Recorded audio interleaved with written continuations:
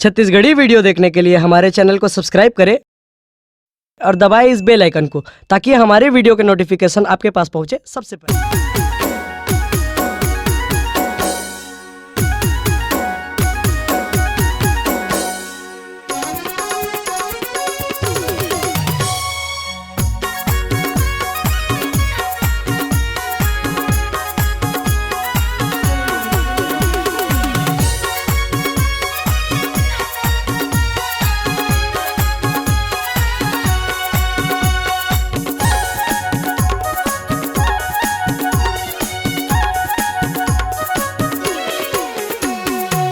तोर संग नहीं ना लड़गे बीच बाजार माँ, तोर संग नहीं ना लड़गे बीच बाजार माँ। एक तही हावच वो लाखों हजार माँ, एक तही हावच वो लाखों हजार माँ। तोरो बर मन होथे मो मर गए तोर प्यार माँ।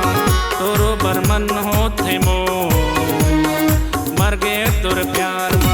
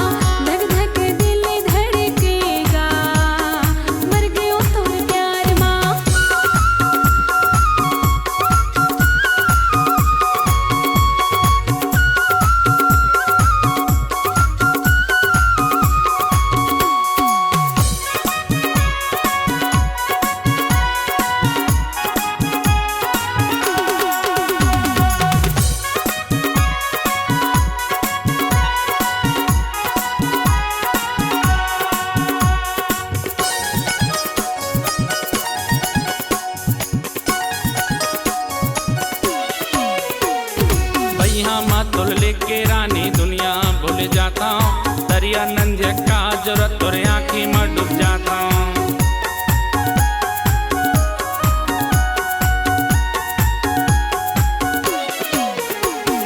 भैया मत तुल लेके रानी दुनिया भूल जाता हूँ, दरिया नंझे का जरूरत तोरे आँखी में डूब जाता हूँ। चोरी छुपे आबे दरिया के पार माँ, हमर दोनों के बैरी हो गए घरियो परिवार माँ।